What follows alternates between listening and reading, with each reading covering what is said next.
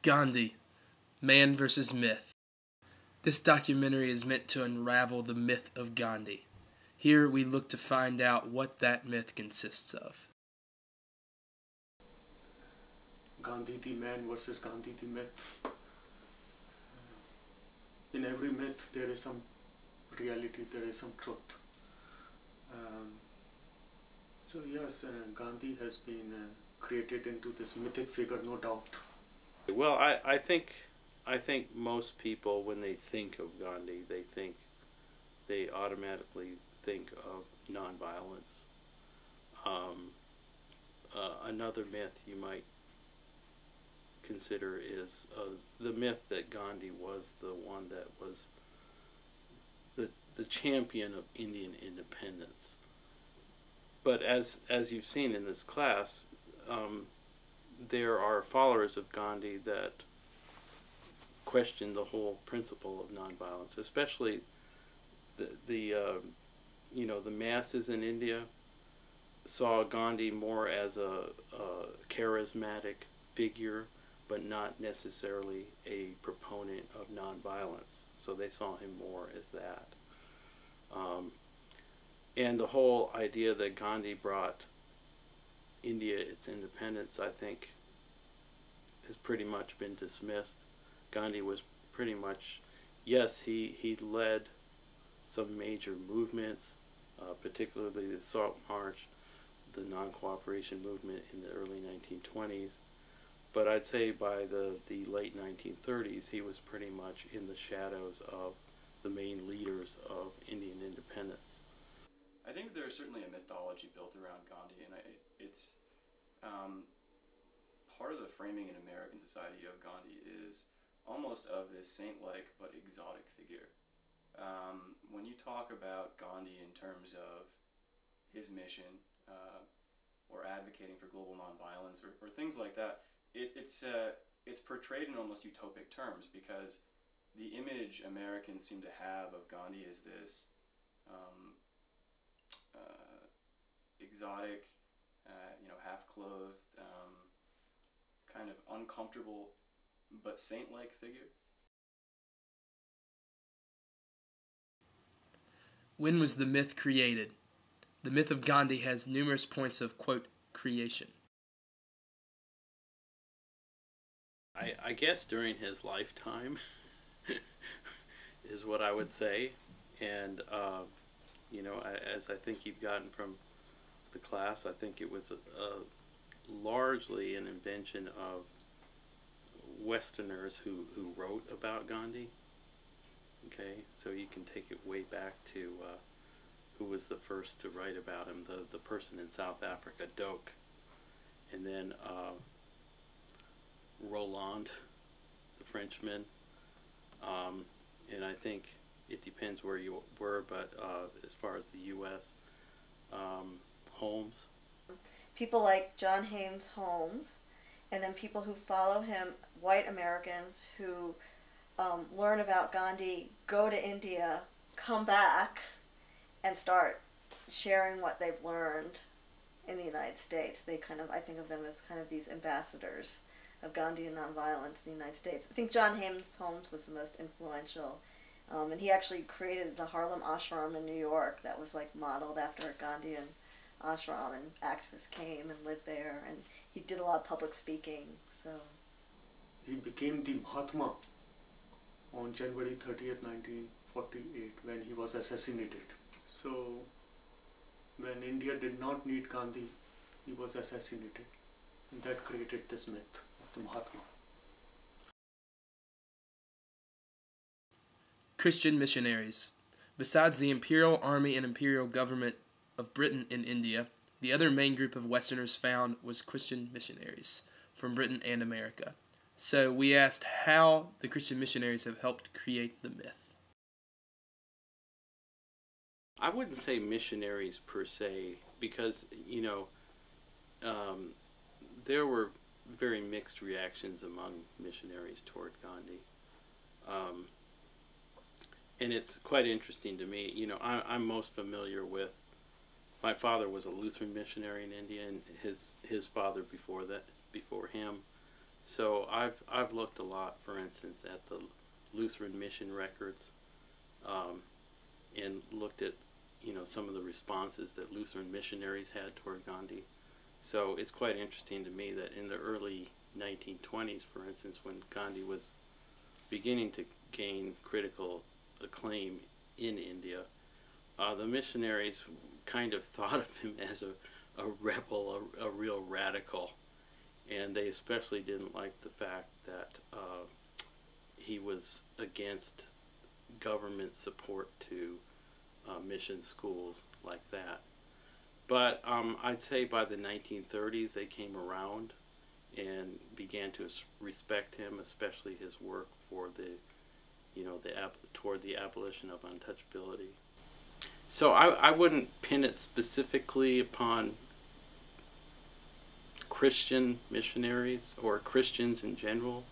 I don't think Roland, for instance, was that strongly a Christian person, and he's one that helped elevate Gandhi in the West. So, but having said that, I will say that, you know, part of the myth of Gandhi was the Christianization of him by certain Christians. And I should include here also Andrews, who was a close companion of his. So, yeah, Christians did help, but there were others as well. His friendship with Charlie Andrew, I think that created a myth among the Christians in the West. It's through him, I believe, that, and his work in South Africa, that Christians in the West supported Gandhi's movement. He's certainly one that wrote considerably about Gandhi, so certainly contributed to, I think,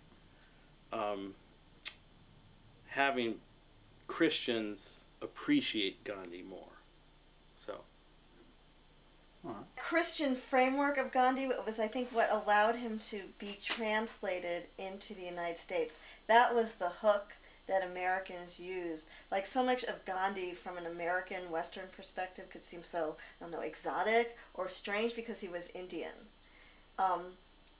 But that Christian framework was what allowed them, it was like this familiar framework that they decided that Americans could understand. Like, that was a piece of Gandhi that they figured like almost anyone could understand. And they actually talk about this, the pacifists who bring him over, and even the African American activists in the 30s who were engaging with the idea of Gandhi. Like, that Christian framework, like, they got it. Like, it made sense to them, and they thought it would make sense to other Americans.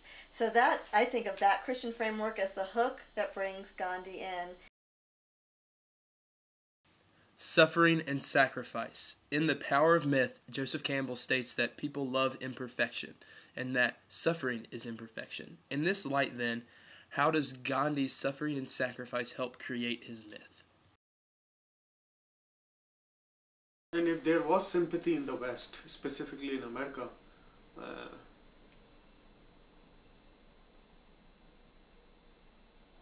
it's because of his sacrifices and suffering. And that, I think, is, one needs to relate that to the Christian traditions. Suffering and sacrifice is also emphasized in the Christian tradition.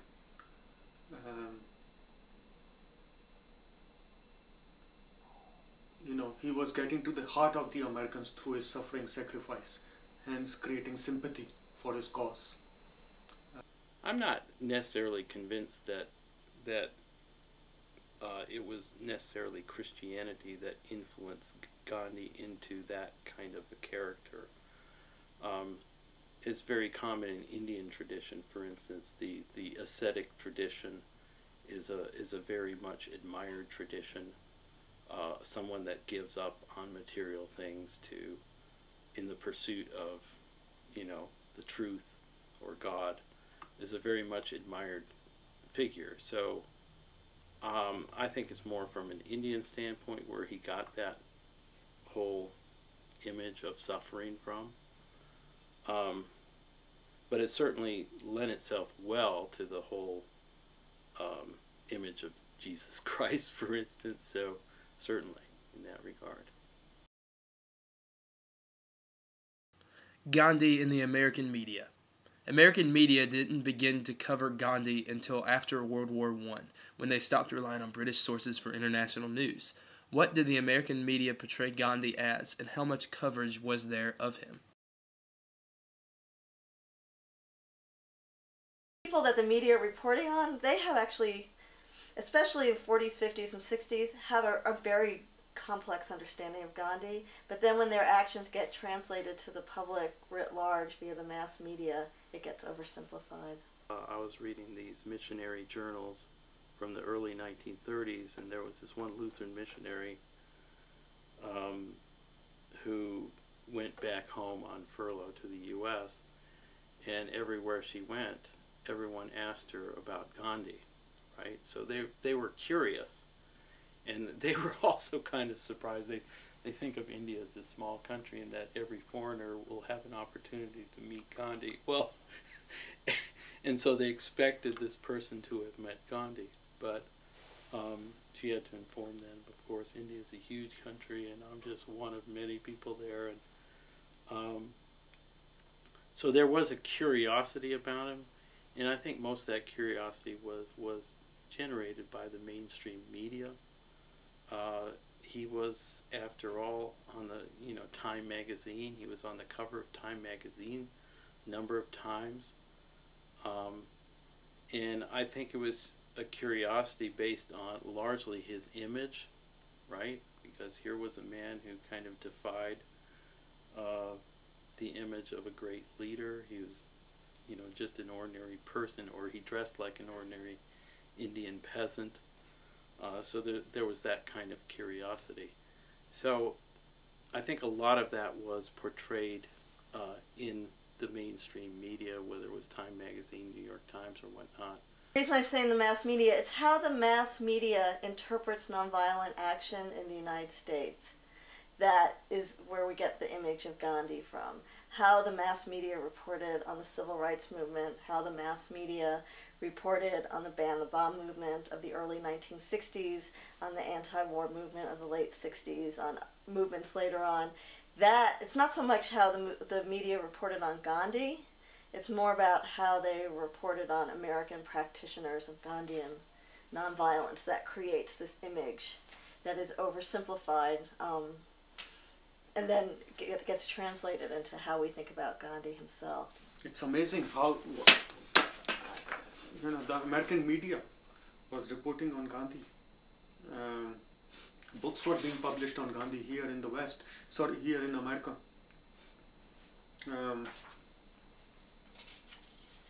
Chicago Daily Tribune,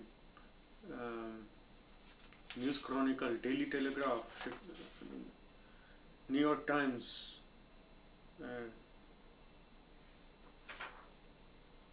Americans were supporting Gandhi. American people, American media.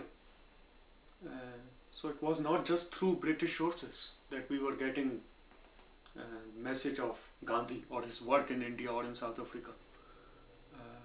They're covering the independence struggle. African American newspapers cover Gandhi extensively. I don't know if you learned about this, there's a whole network of black newspapers in the United States that publish articles of interest to African Americans, and big newspapers. There's Chicago Defender, the Baltimore Afro-American, there's a black newspaper that comes out of New York, the Amsterdam News, and they had reporters, and they followed Gandhi, the Gandhian liberation movement, very closely. They were really interested in how people of color in other parts of the world were dealing with oppression. Having said that, there were particular segments of society that had their own kind of information about Gandhi. For instance, a lot more, I think, was known among African American leadership in the 1930s about Gandhi. There were African Americans that came to India, so a lot more was written about him by them. So they had different information than the mainstream media. one of the reasons why we have such a positive understanding of Gandhi today is because he was able to use the master's tools to bring down the master's house. I mean, to use the tried and true expression. I mean, it was he was able to convince the British people back home through their own government media or their own independent journalism that British rule in India was wrong. And you know what? Gandhi used the media for his own purposes. Again, why not? What's wrong with it? People like to criticize that he was clever in this and clever in that. Well, why not? It was for a good cause. Gandhi's autobiography. The only record we have of Gandhi's early years until South Africa is his autobiography. What effect does this have on his myth, since there is no other record of that time?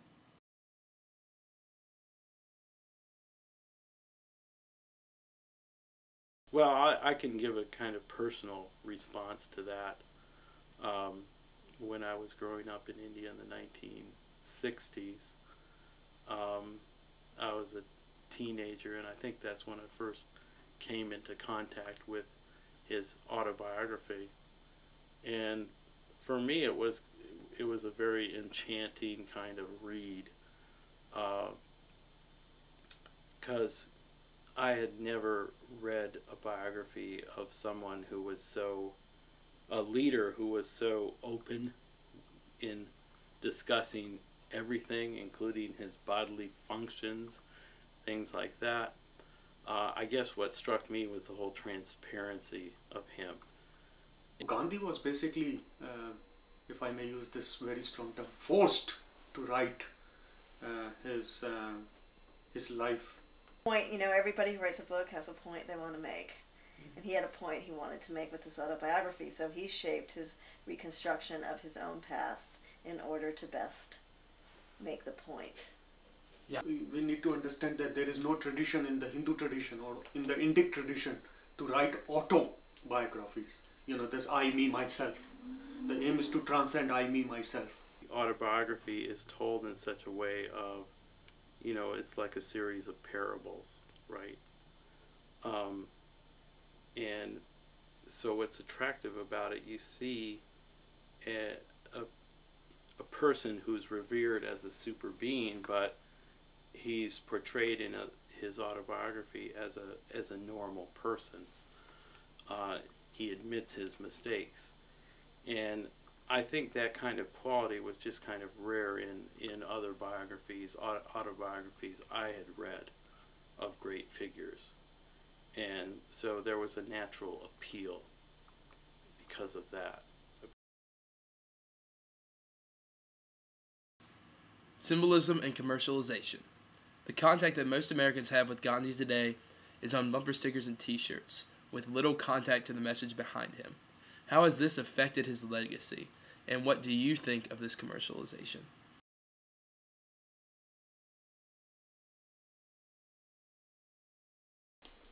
See, I don't mind the commercialization of Gandhi, if it's for a good cause, like, if I may, ours. Eye for an eye makes the world blind.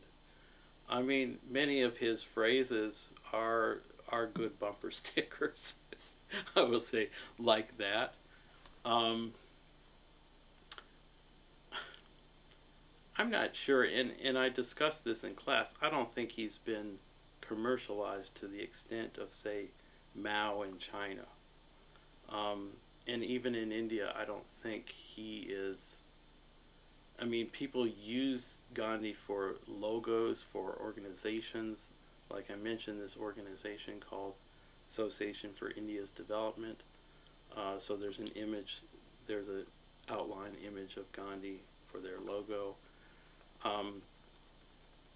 But I haven't seen him used, commercialized to a great degree.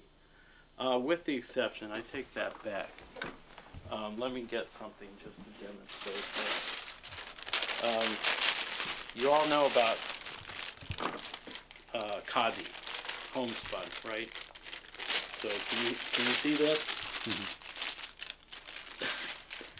Mm-hmm. In fact, well, this is something that drew me to Gandhi initially, was homespun. You might think this is funny, but during the 1960s, when I was growing up, it was really considered a cool thing to wear homespun.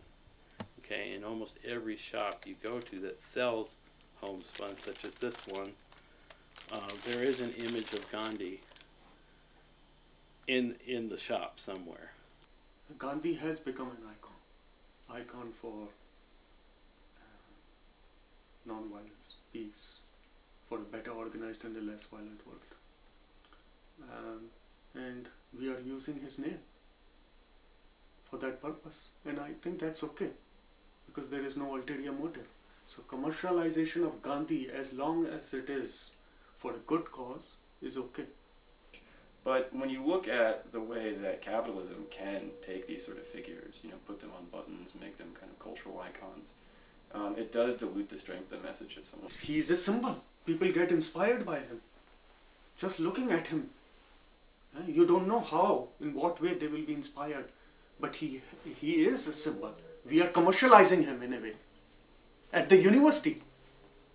But I don't mind, again I repeat, because it's for a good cause. And the cause is that we want to achieve a better organized and a less violent world. Certainly there are uses of Gandhi that work to raise money, things like that could be very beneficial. But I do worry about the co-option of Gandhi in the same way that other symbols and cultural figures have been co-opted. I mean, I'm not exactly a proponent of Che Guevara or his theology, but or rather political ideology. But the fact that you can see, you know, individuals walking around with a Che Guevara T-shirt, most of them don't know who he is or what he stood for. It kind of speaks to a broader problem that we have in American culture, which is that sometimes the image becomes more important than the message behind the man. Che Guevara is someone I don't really know too much about, but I see his image everywhere. He's kind of the emblem of radicals, so to speak, the emblem of anti-imperialism. I think, again, Gandhi was kind of an emblem of this, much more so in the past, at least in India, but his stature as kind of one that gained independence for India has kind of declined. And you really see this a lot in the 1960s and 70s when the New Left kind of adopted these sort of tactics, you know, using these sort of images to promote a message. When that became cool in the 70s, 80s, 90s, the message was gone. And it was really just a testament to a cultural period, right? It was really a nostalgic kind of call, or rather, it was more young people using certain cultural, or I don't know, clothing. I don't know. Actually, how would I put this? Using cultural artifacts to kind of call back towards a period of time that they didn't really understand. People that try to relive the 60s, you know, I mean, they don't really understand what the 60s were about. And I think people that, I think there's a danger that Gandhi could be used in the same way. And that we could start seeing kind of the commercialization or the co-option of Gandhi in ways that really does obscure and obfuscate the struggle for Indian independence, you know, the horrors of imperialism, the abject poverty that the British created in India, and just the way that, I mean, the same way that Martin Luther King has in some ways been diluted, because the myth becomes so strong that the man is forgotten. Martin Luther King Jr. and the Gandhian myth. The most famous disciple of Gandhi in America has helped create the myth of Gandhi through his non-violent action in the civil rights movement. How has his own legacy affected Gandhi's myth in America?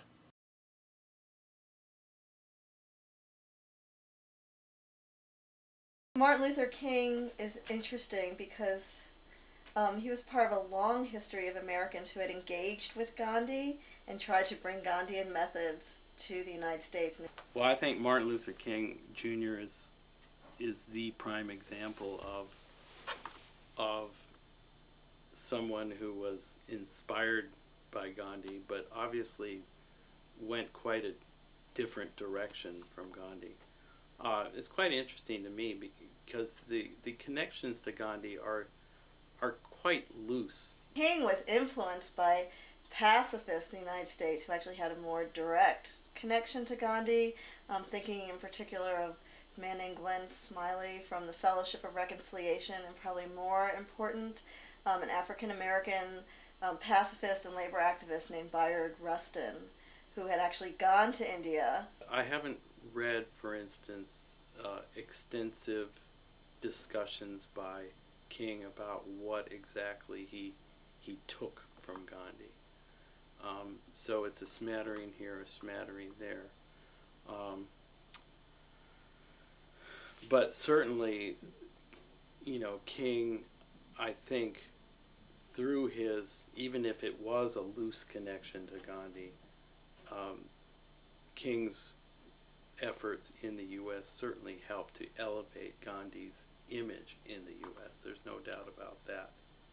What Martin Luther King did was he became the kind of the public face of what you could quote unquote call Gandhi in America, is a way to think of him.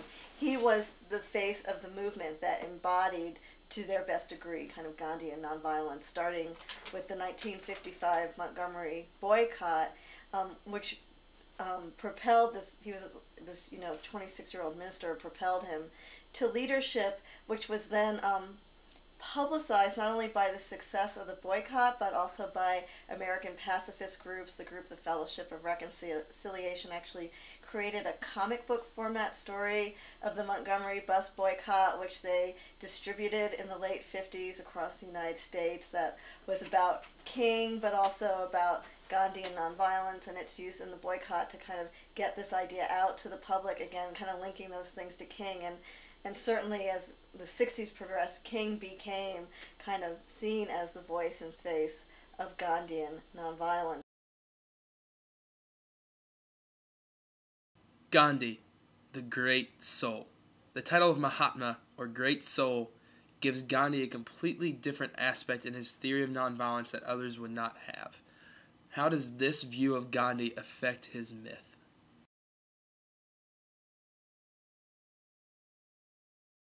Thinking of Gandhi as the great soul rather than the great intellect or the great strategist makes him seem two things. Remember I said two things if I forget. So it makes him seem like two things. One, it makes him seem, and it makes his theories about social change seem not smart. They're like given by God, but they're kind of like this intuitive, emotional thing rather than a intellectual, strategically thoughtful way of action. And so it's easy to disregard those things because it's like we disregard religion. It becomes this thing that doesn't have any rational foundation. But Gandhi was an intellect, he was a strategist, he thought very hard about what he did. He had guidelines for how you proceeded in action. It wasn't just something you did from your gut. But that idea of Gandhi as a soul rather than as an intellectual or a strategist, I think, gets those things, they disappear. So nonviolence then becomes a religion rather than a strategy, and then becomes easy to dismiss. Certainly contributes to his myth. One thing I really haven't covered so much yet is the whole, what I would call, New Age. Are you familiar with New Age? Mm-hmm. I think New Age movement in general has been a lot of the reason why Gandhi is cast as kind of a sacred spiritual figure.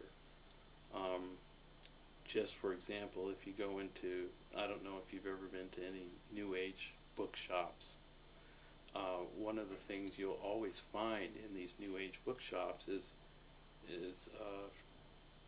Gandhi's interpretation of the Bhagavad Gita, a sacred Hindu text. It's probably one of the most prominent books you would find in a New Age bookshop. So yeah, I think New Age has largely been responsible for casting him as this spiritual kind of figure. We need to take from Gandhi and kind of transcend the myth of like this, you know, godlike figure that came about to save India. We need to transcend that and remember that, you know, Gandhi was born to a regular family. He was a normal man. He was a poor lawyer, and he wasn't exactly a brilliant student. What it is that was amazing about Gandhi was that this normal and regular individual believed in something, and he believed in it so thoroughly that he was willing to sacrifice his life, you know, all of his time and effort and energy, and suffer tremendously to do something on the micro level, to lead a social movement that was free of institutional assistance.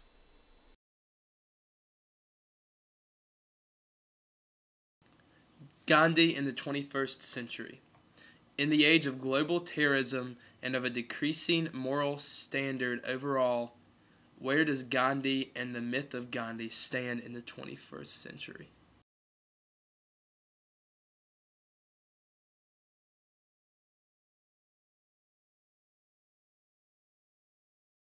We need to reread and reinterpret Gandhi for the 21st century. This is why I'm teaching this class. I think the message is still there. Of course, I think I've created a lot of cynics in this class, but that's part of my purpose. In fact, I think it's really hard or difficult for us in the 21st century, in the age of international terrorism. It's really difficult for us to contemplate the whole idea of nonviolence, and I think it's an important idea to resurrect in this age. Yes, there will be cynics, but I think if more people knew about it, I think this is part of the problem. Not enough people really know fully what Gandhi stood for, and I think so. I think there's room for his message to be, propagated, interpreted like that. You have to keep in mind that he belonged to an alien culture, tradition, civilization.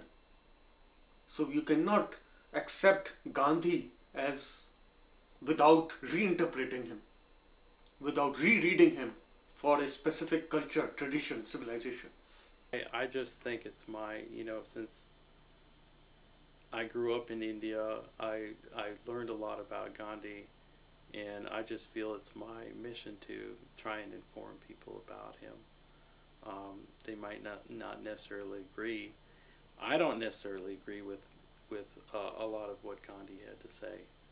He is a very controversial figure, but nonetheless, I think he's one of the few figures that tried to, at least in the 20th century, that tried to promote the whole idea of nonviolence. The man disappears and the myth is created, and I think it's normal. One should not dwell on it too much. I think we in the West, and especially academics, dwell on these things for no reason. As I said earlier, there is some reality, there is some truth in every myth. And really, what is a myth? Myth are different perspectives.